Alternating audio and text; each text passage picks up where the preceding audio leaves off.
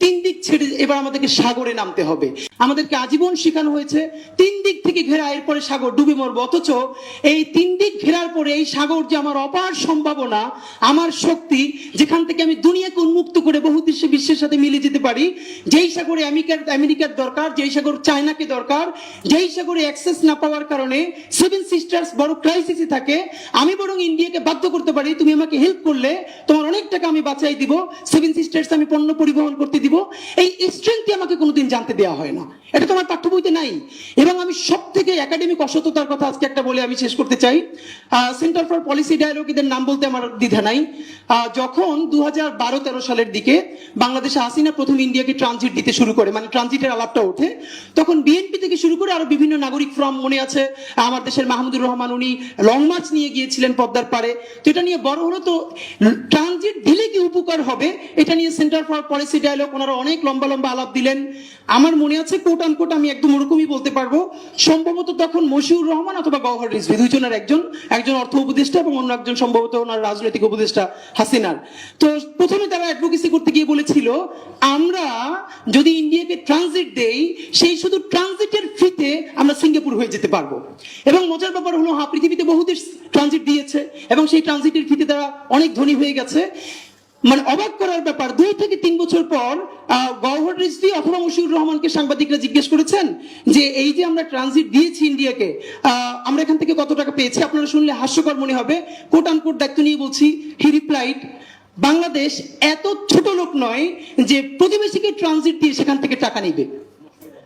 এটা মশিউর রহমান বলেছে সম্ভবত। প্রথমত, প্রতিবেশী ছাড়া অন্য কাউকে কি ট্রানজিট দেওয়া যায়? কিন্তু অসততার কথাটা এটাও না। অসততার কথাটা হচ্ছে, আপনারা যারা এখানে পলিটিক্যাল সায়েন্সের ভাইরা আছেন, স্যাররা তো নিশ্চয়ই জানেন, স্যারদের জন্য বলা না, আমাদের জন্য বলা, বাংলাদেশ ভারত কি কোনোদিন ট্রানজিট হয়? এটা তো করিডোর।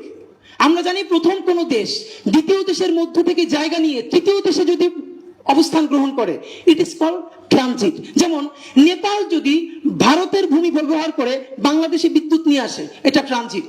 বাংলাদেশ যদি ভারত হয়ে ভুটান চলে যেতে পারে, তাহলে মাঝখানের রাষ্ট্রটা ট্রানজিট দিবে ইন্ডিয়া।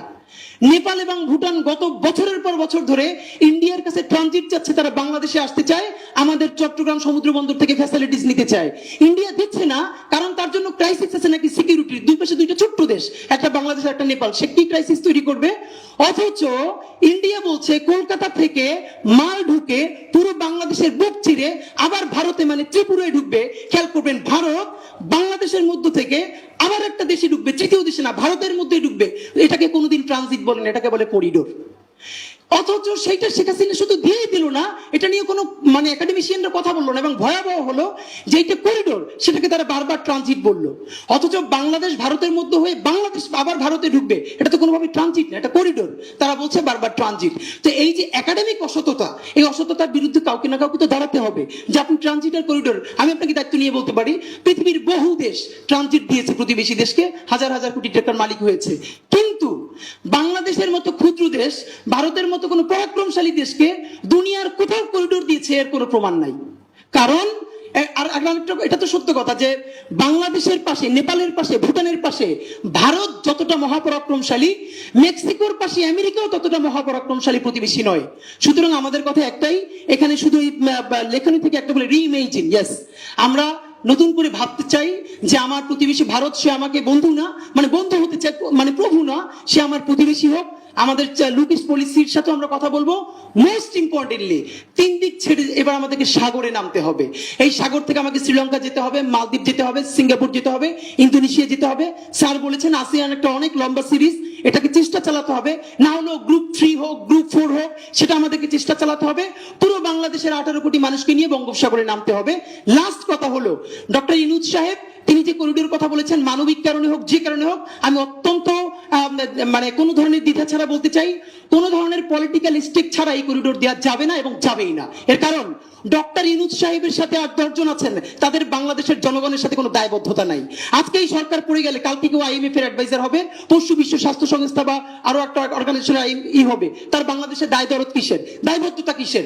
বিএনপির যত ভুল থাকুক, জামাত ইসলামের যত ভুল থাকুক, তারা পলিটিক্স করে করে এই দেশের, এই তার দরদটা আছে এবং তার দায়বদ্ধতা আছে। সুতরাং করিডোর অবশ্যই দিতে হবে, সেটা বিএনপিকে, জামাত ইসলামীকে, সবাইকে এনগেজ করে পলিটিক্যাল স্টেক হোল্ডারদেরকে সাথে নিয়ে তারপরে এই মুভ করতে হবে।